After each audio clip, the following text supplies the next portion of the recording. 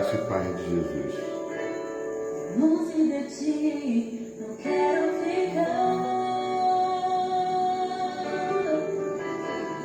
Longe do teu amor, não posso viver. Leva-me até aquele lugar de intimidade e comunhão. Longe de ti, não quero ficar.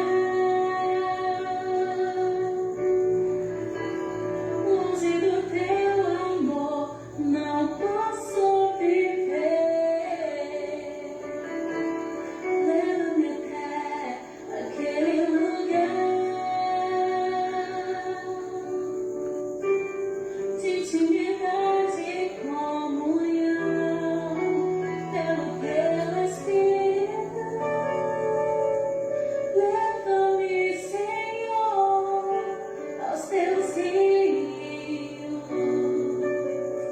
Leva-me em teus braços ao lugar secreto da adoração.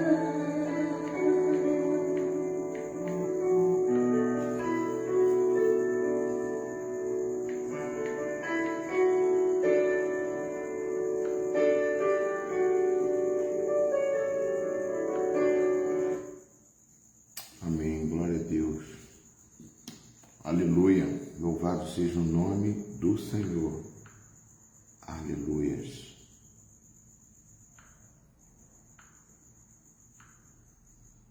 Louvado seja o nome do Senhor. Aleluias.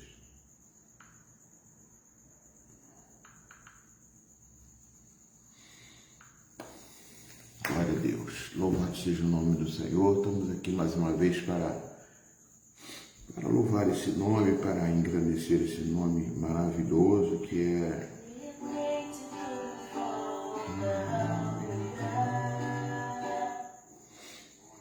para que a gente possa estar glorificando esse Deus maravilhoso, né? Que esse Deus é Senhor da vida, é aquele que nós escolhemos para servir, para caminhar junto com eles.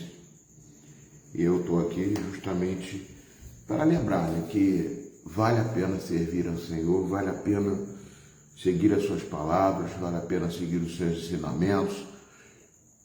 Você que abre e vê uma situação, né, como aconteceu, é importante você entender por que nós somos evangélicos, né? Por que somos cristãos. Não adianta ser, eu não sou cristão.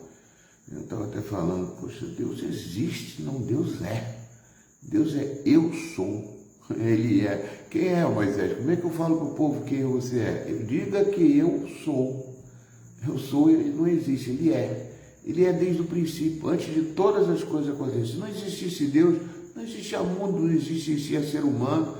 Ele fez um projeto para aqueles, ele falou assim, não vou ficar sozinho. Eu quero fazer alguém que seja minha imagem e semelhança para poder eu me relacionar com ele. Deus não quis ficar sozinho. Chamou você, chamou a mim, chamou Adão, chamou Eva. E foi uma criação de risco. Uma criação de risco porque nós sabemos que o homem pode dizer não. Pode dizer sim, pode dizer não. Eu não podia criar um robô. Se criar um robô é chato. Você vai dizer para o robô, ele vai te responder o que você quer. Aí ele criou um ser humano, imagem e semelhança, dominador de todos os animais da terra. Quer dizer, ele deu como se fosse um lugar para que o homem vivesse bem. Mas a maior importância de um homem viver bem é estar em contato com o seu Criador. Amém ou não amém? Pensa bem. Deus é Deus, Criador de todas as coisas. Antes de existir qualquer coisa, Deus já existia. E como ele já existia, ele falou assim, poxa, eu vou fazer uma criação, vou formar um homem, um ser humano, que seja igual a mim, minha imagem.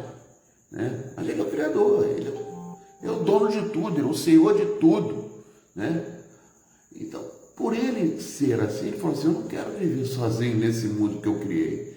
Eu quero ter alguém que me relacione comigo. E ele fez o ser humano, ele fez um homem, a sua imagem e a sua semelhança. Então ele fez um homem para se relacionar com ele, para não ficar sozinho. Deus é Deus. Se eu estivesse no lugar dele, eu falei, mesma coisa, eu quero uma pessoa igual a mim. Então ele fez uma criação de risco, uma criação, ele não criou um robô, ele criou um ser humano para poder fazer o que quiser. Só que se eu sou criado por ele, eu quero me relacionar com o meu Criador. Senão ele pode chegar e, não vou fazer, mas vou apagar você. Pode apagar. Ele é o Criador de todas as coisas. Antes de qualquer coisa no mundo, Deus é. Deus não existe, Deus sempre existiu. Ele sempre existiu. Ele é o eu sou. Então, por isso, nós temos que reverenciá-lo e procurar se aproximar dele. Quando Adão e Eva resolveu dar ouvido à serpente, a Satanás, né, como dizem aí em Apocalipse, na palavra de Deus que nos aproxima de Deus, a palavra de Deus é que nos aproxima. Eu me aproximo das pessoas através da palavra. Deus é a palavra. Ele trouxe Jesus Cristo para ser a palavra viva aqui dentro deste mundo, para poder ligar porque nós estamos perdidos. Apocalipse capítulo 20 diz claramente, a serpente, a antiga serpente, era Satanás, um anjo decaído que também desobedeceu a Deus. Então eu não vou criar mais anjo, eu vou criar um ser humano. O ser humano também peca, erra, mas ele fez o plano através de Jesus para nos aproximar dele. Né? O véu foi rasgado de cima a baixo para que nós nos relacionamos. Todos têm oportunidade de se relacionar com Deus. Através do plano de criação, Deus fez Adão, Eva e tudo o que ele podia fazer para poder que as coisas acontecessem da forma como ele planejou. Amém? Hoje, amados, eu quero falar sobre talvez eu até leve um tempo maior, não quero levar não, tá? Mas talvez eu leve um tempo maior, que eu tive lendo sobre a visão, o poder da visão. Porque quando eu li Isaías 61, né?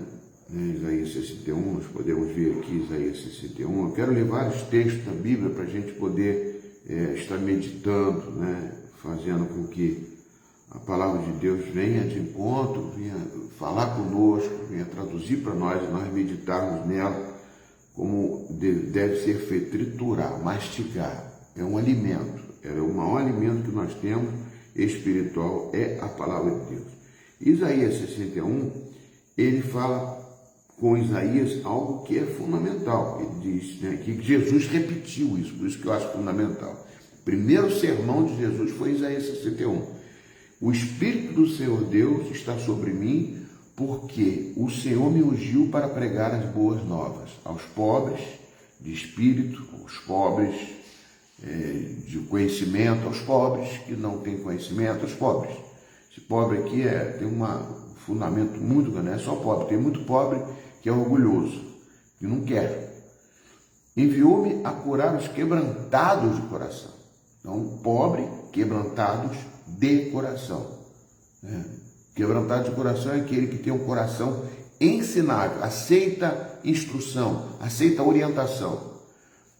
A proclamar libertação daqueles que estão cativos, estão presos a uma situação, ao dinheiro, a um reino, a uma vida, a uma escravidão, né?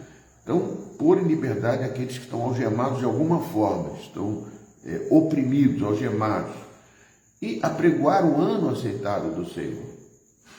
Né? Então, ele veio para consolar os que choram, né? E trazer a coroa em vez de cinzas, óleo de alegria em vez de pranto, né?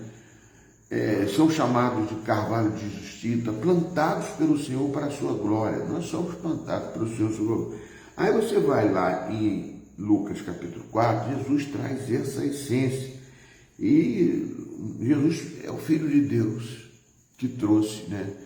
Como nós sabemos, Jesus Cristo teve a sua criação, a sua formação como um menino, se tornou um menino que ficava dentro do templo, até as pessoas ficavam surpreendidas porque Jesus sabia muita coisa, né? Mas não começou o ministério só depois da fase adulta. Importante a gente saber que a pessoa tem que ter uma maturidade para poder entender toda a palavra de Deus. Hoje em dia, muita gente, mas a maturidade é o conhecimento, cada vez mais a gente vai adquirindo, mas aquele que permanece no Senhor. Em Lucas capítulo 4, também nós queremos ver a outra coisa que Jesus aqui fala, né? Sobre essa questão do Isaías 61. Né? Ele falou, então Jesus disse, sem dúvida vocês citarão, né? Vamos ver aqui, ele diz assim, ele diz no versículo 16, Jesus foi para Nazaré, capítulo 4, versículo 16, Jesus foi para Nazaré, onde havia sido criado, né? Num sábado entrou na sinagoga, segundo o seu costume. Eu gosto muito disso, que segundo o seu costume, ele já tinha o costume de entrar na sinagoga. A sinagoga era onde se lia a Bíblia, a palavra, a Torá, vamos lá, a Torá, né? A Bíblia hebraica, né? Onde falava dos profetas, onde falava de Abraão, Isaac, falava do Pentateuco, né? Da criação de tudo, ou seja, da palavra de Deus, que nós hoje temos, que é a Bíblia hebraica. Jesus foi para Nazaré, entrou na sinagoga, segundo o seu costume, levantou-se para ler. Então lhe deram o livro do profeta Isaías. Olha só, é a Bíblia, né? E, abrindo o livro, achou o lugar onde estava escrito, o Espírito do Senhor está sobre mim, Isaías 61, porque ele me ungiu para evangelizar os pobres, enviou-me para proclamar libertação dos cativos e restauração da vista aos cegos. Né? Eu quero me apegar a isso, restauração da vista aos cegos. Porque a visão é muito importante, né? Então eu separei alguns textos aqui para a gente poder ver, né? Por exemplo, eu comentando assim com pessoas, vocês já repararam que a gente sempre olha para as redes sociais, né? Ou para o vizinho, que as pessoas estão dando certo e como não acontece com a mesma coisa com a gente. A gente olha e vê todo mundo feliz, todo mundo dando resultado, a gente vê isso nos nossos olhos, a gente vê, e geralmente são imagens, né? Palavras e imagens de felicidade, né? De passeios, de tantas outras coisas que a pessoa é, mas a pessoa não é aquilo, e a gente sempre acha a grama do vizinho é mais verde do que a nossa. Como eu falei domingo, né? Eu falei domingo sobre isso.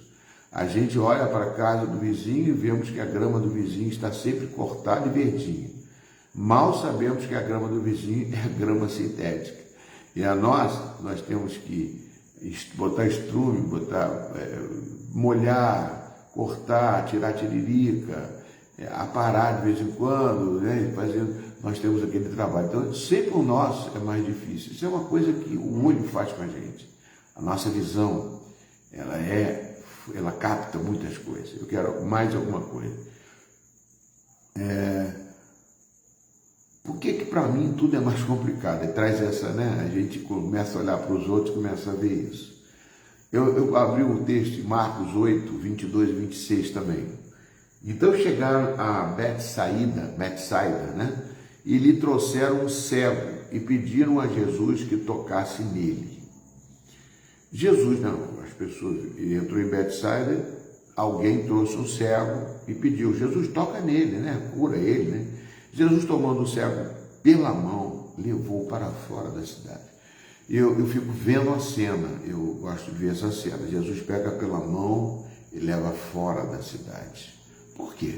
É uma situação atípica. Jesus curava o cego, podia curar ali, curou o Bartimeu, curou tanto cego, mas tem detalhes que a gente tem que perceber. Ele leva para fora da cidade, tira fora, parece que quer fazer uma coisa à parte, né? Uma coisa separada.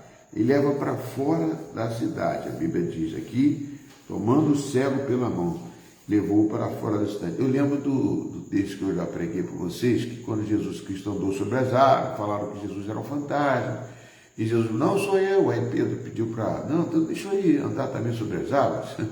E Jesus, Pedro andou sobre as águas. Mas depois Pedro afundou. Depois diz que Jesus pegou ele pela mão, levantou ele e saiu andando, né? Com certeza continuou andando pelas águas.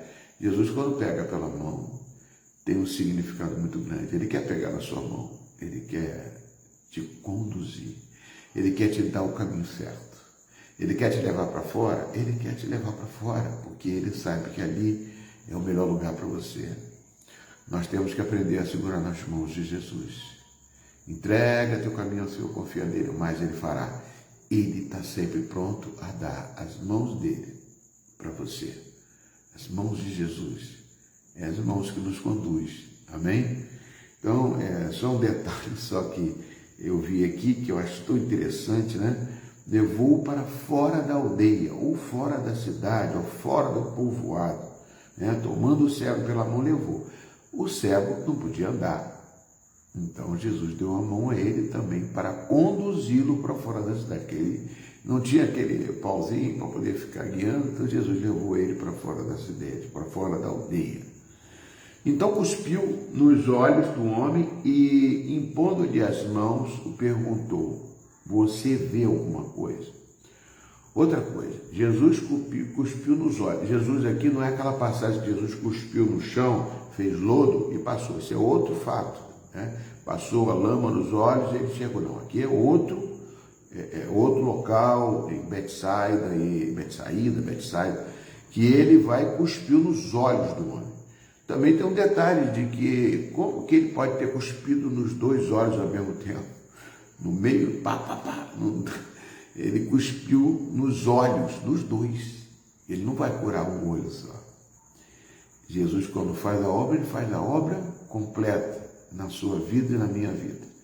Ele quer terminar, né? A gente que muitas vezes apressa e não deixa ele terminar. Lembro também de José, quando eu preguei para vocês que José estava no cárcere e tentou o sonho, revelou o sonho tanto do padeiro como do copeiro. Mas quando ele revelou o sonho ali, talvez José falou: essa é a minha oportunidade de eu me libertar dessa cadeia. Mas não era. Não era a oportunidade. Muitas vezes a gente acha que é naquele momento, naquela hora, e agora que vai acontecer. E na hora que ele teve o presente, ele falou assim: copeiro, você vai voltar para servir o seu faraó. Agora ele ali, ele vai ser morto, ele vai ser condenado. O padeiro vai ser condenado e você vai voltar para o faraó. Quando você estiver com o faraó, lembra de mim lá, fala com ele. Se ele falasse com o faraó naquela hora, o que ia acontecer? O faraó: tá bom, gostou dele, é gente boa, então manda ele vir aqui para trabalhar com você. Fica ele sendo ajudante seu aí, trabalhar na cozinha, ser um garçom, né?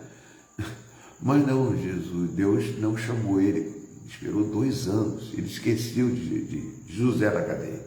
E quando o faraó teve a oportunidade de sonhar também, Deus deu o sonho para faraó, aí ele lembrou de José e chamou José, e José se tornou governador do Egito. Acontece com a gente também, amém? Tem sempre um momento certo, né? Que Deus quer fazer as coisas e faz por completo. Ele começou um propósito, começou com a sua vida, ele vai colocar você independente de objeções, independente da mulher de Potifar. Por exemplo, se José ali quisesse trair a mulher de Potifar, ficar com ela como amante, ia ficar como amante. Ia ser amante, ia parar a história de José ali, não sei nem para onde ir. Mas não, ele falou: não quero. Por quê? Deus instruiu ele. O caminho certo que Deus te ensina quando ele te dá a mão é para você ir até o final. Então aqui esse homem foi levado para fora da aldeia. Então Jesus cuspiu nos olhos, nos 2 olhos. Como? Não sei. Cuspiu num, depois cuspiu no outro. Não sei como é que foi feito. E impôs as mãos e perguntou: você vê alguma coisa? Eu não observei em outros textos que Jesus fala quando cura o cego, cura o leproso. Você está curado mesmo? Os leprosos, ele falou assim: vai até o sacerdote para poder receber a carta de euforia, libertação. Você está livre, você está curado, pode ir. Porque ele já sabia que ele estava curado. Vai lá, e até um voltou e os outros 9 sumiram, né? Então, Jesus não pergunta, Jesus tem certeza. Jesus, quando cura, alguma coisa aconteceu. Jesus está querendo trazer alguma informação para a gente aqui. Jesus não curou, ou seja, Jesus, você vê alguma coisa? O homem, recuperando a visão, respondeu: vejo pessoas, mas elas parecem árvores que andam. Interessante que Jesus leva para fora da cidade, para fora da aldeia, e começa um questionamento com esse homem. Alguma coisa nesse homem, dentro desse homem, precisava ser curado. Jesus, quando dá vista aos cegos, ele não dá somente uma vista carnal, ele quer dar a vista espiritual. São duas visões. Eu anotei algumas coisas aqui. Jesus nunca faz nada pela metade. É premissa de Jesus. Mas o que houve aqui, né? Jesus permitiu. Será que Jesus errou? Não, Jesus não erra. Amém? Premissa essa de Jesus nunca erra. Jesus sempre faz a coisa certa. Então não errou. Então tem alguma coisa aqui por trás dessa história toda que esse homem precisava ouvir alguma coisa. Jesus, quando faz uma coisa na tua vida, na minha vida, uma mudança, alguma situação, pergunta para ele. Porque tem alguma coisa. Ele talvez te tire do meio da multidão, do meio da aldeia. Ele vai falar com você em secreto no seu quarto. Porque não interessa para ninguém. Tem coisas que não interessam para ninguém, é só para você. São coisas particulares suas, que Jesus quer tocar nas coisas particulares, que vão fazer com que você entenda o que ele quer da sua vida. Jesus, quando curava alguém, não perguntava, né, se ele realmente foi curado. O que houve? Você está enxergando alguma coisa? Jesus cuspiu nos olhos do homem, como eu falei, são dois, porque está no plural, 2 olhos. Por que cuspir nos 2 olhos ao mesmo tempo? Jesus quer te dar visão ampla, Jesus não quer fazer nada pela metade, como eu falei. Jesus pediu para que ele fosse para fora da casa. Aí depois tem um outro texto aqui, manda o texto, no final, continuando o texto. Jesus novamente pôs as mãos sobre os olhos dele e o homem, passando a ver claramente, ficou restabelecido e distinguia tudo de modo perfeito. No segundo passo. Geralmente, Jesus faz 2 curas, às vezes. Ele tem um processo. O processo de Deus não é o mesmo que o nosso. Eu estou passando por uma fase, eu pedi a Jesus para me curar. Não quero passar pelo processo que estou passando. Graças a Deus, estou muito bem. Estou aqui, sentindo otimamente bem. Né? Estou num processo. Daniel teve que cair na cova dos leões, Sadraque, Mesaque, Abednego, Azarias, Miguel, Azarias, que tiveram que cair na fornalha de fogo. E muitas situações só acontecem na nossa vida. E existe 1, 2, 3, para que a gente possa entender o que Jesus quer fazer. Talvez seu marido não esteja convertido, mas Jesus quer converter seu marido. Talvez seu filho esteja desviado, talvez seu filho esteja nas drogas, mas Deus tem um propósito para tirar ele dali. Deus tem uma forma, tem um caminho. O caminho não é o seu, nem é o meu. Jesus quer fazer coisas do jeito dele. Do jeito dele, né? Tudo ele cuida nos detalhes. Ele sabe o que é melhor para mim, para quem vai ser convertido. Às vezes a pessoa é convertida de uma forma errada, ou então vai ser garçom lá, que nem José iria ser garçom lá do copeiro, entendeu? Mas Deus quer fazer o serviço completo, Ele quer te colocar na posição certa. Ele escreveu todos os dias da minha vida para eu ser abençoado, escreveu todos os dias da sua vida para você seguir a palavra de Deus. Continuando aqui, Jesus nunca faz nada pela metade, é premissa, né? O que houve, como eu falei aqui. Aí, Jesus cuspiu nos olhos, tá? E depois Jesus fez outra coisa aqui, Jesus curou ele, mas fez uma coisa diferente. O homem, passando a ver claramente, ficou restabelecido e distinguia tudo de modo perfeito. E Jesus o mandou para casa, recomendando-lhe: não entre na aldeia. Não fique com o povoado. A Pai do Senhor Valquíria, Rosângela e todos que estão nos ouvindo, Maria Helena, glória a Deus. Não entre na aldeia. Por quê, meu Deus? Ele tinha que ficar dentro de casa. Tem momentos, amados, que são particulares mesmo. Jesus quer nos ensinar que nem tudo que a gente quer fazer, devemos fazer. Amém, querido? São coisas singulares. Nós somos identidades diferentes. Deus conhece o coração de cada um de nós, sabe o que é melhor para mim e para você. Jesus mandou ele para casa, vai para casa, né? Jesus pediu para que ele fosse para casa e que não entrasse na aldeia. Eu falei, Jesus vai dar a vista aos cegos, né? Existem dois tipos de cegueira, a cegueira completa e a cegueira parcial. Uma cegueira parcial, mas eu coloquei algumas coisas aqui. Mateus 6, 22, 23 fala o seguinte: os olhos são a lâmpada do corpo. Se os olhos forem bons, todo o seu corpo será cheio de luz. Se, porém, os olhos forem maus, todo o seu corpo estará em trevas. Portanto, se a luz que existe em você são trevas, que grandes trevas serão. Disse Jesus isso, Mateus 6, 22, 23. Então, os olhos é muito importante, fundamental, amados. O poder dos olhos. Eva viu a fruta. Vendo a mulher que a árvore era boa para se comer, agradável aos olhos, a árvore desejável para dar entendimento, tomou do seu fruto e comeu, e deu ao seu marido e comeu. Olha só, os olhos foram responsáveis. Não, a mente é que coordena os olhos. Então nós devemos olhar por aquilo que Deus manda a gente olhar. Nós não devemos desviar. A visão, amados, parcial que eu falo, a sua visão não pode ser dividida. Não pode estar no mundo e não pode estar na aldeia e nem pode estar. Tem que estar dentro de uma casa. A casa que Jesus fez. A casa que Jesus quer que você seja. Porque Ele veio morar em você. Ele quer dar a visão a você. É fundamental isso, amados. A visão pode te levar ao desejo. E desejo muitas vezes não é a vontade de Deus. 1 João capítulo 2,15, concupiscência dos olhos, soberba da vida. Isso é fundamental para que eu possa dirigir a minha visão. Vamos lá, mais coisas que eu anotei aqui para vocês tomarem conhecimento, né? Você pode ouvir muitas palavras, mas nem todas as palavras que você ouve são gravadas na sua mente.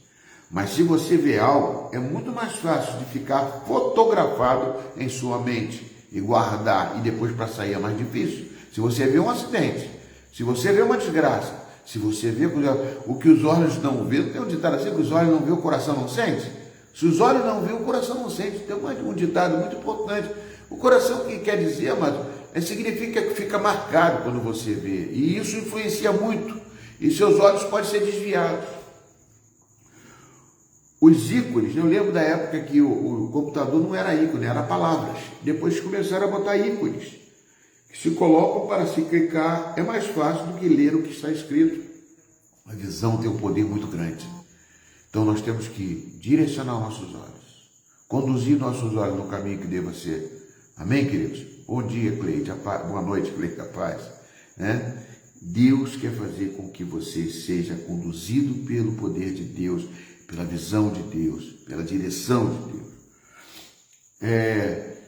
Quem vê filmes pornográficos, né, com certeza serão influenciados para fazer as coisas que vêm e prejudicam os seus relacionamentos.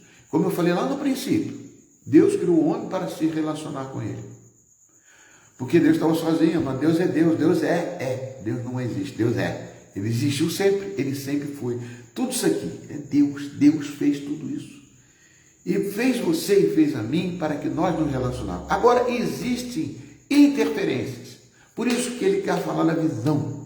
O primeiro pecado foi na visão que a Eva viu. E nós não podemos dar margem que aquilo que vimos seja coisas contaminadas. Evitamos de ver essas coisas que não vão dar frutos. Mas muitas vezes você vê um filme que é desgraça, que é isso, e depois sonha com ele. Porque a visão ela está no consciente, mas ela passa para o seu inconsciente. Quando você sonha, só Deus tem acesso ao seu inconsciente. Ou então, alguma coisa que fica no seu subconsciente que passa para fotografar você na época em que você está vendo. O que eu quero, não o que Deus quer, o que Deus, a palavra de Deus nos diz: vigiai, orai, me buscai, diz o Senhor.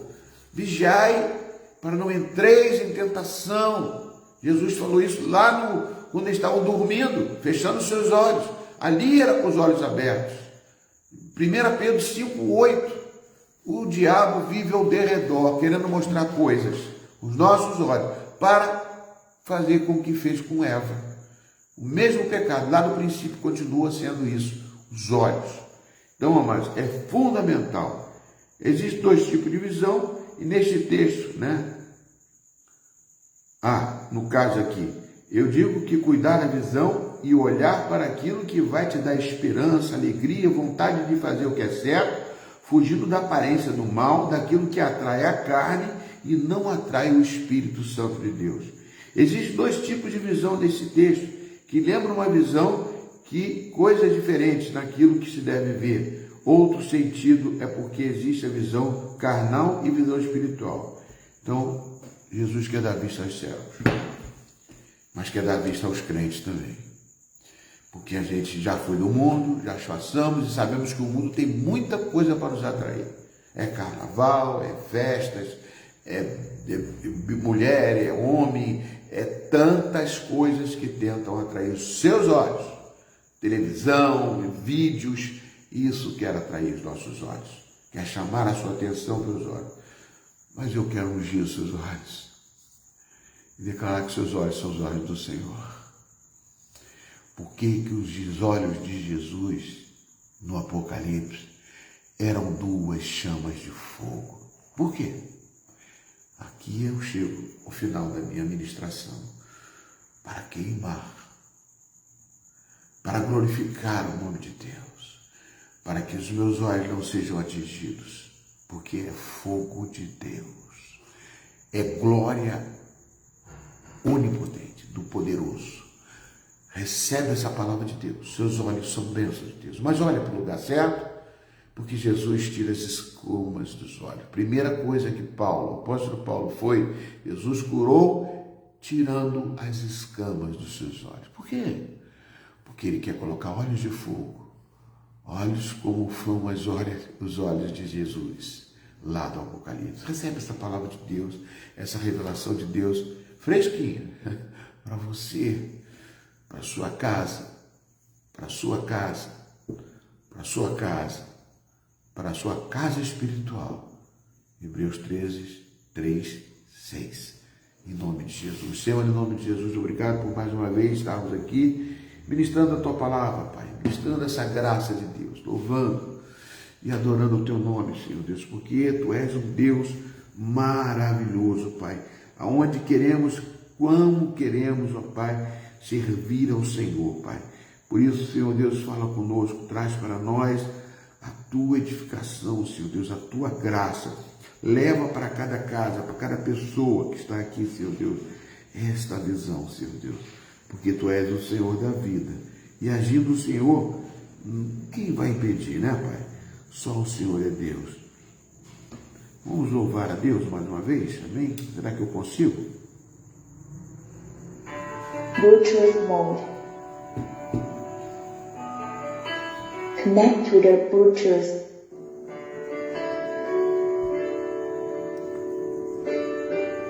Leva-me, Senhor. Leva-me, Senhor. Leva-nos. Longe de ti, não quero ficar. Nunca fique longe do Senhor. Se aproxime dele. Longe do teu Amor, não posso viver. Declare isso. Eu não posso viver, Senhor, sem o Teu amor. Leva-me até aquele lugar. Lugar de quê, irmãos? de intimidade com Deus quer fazer intimidade com a sua criação. Amém?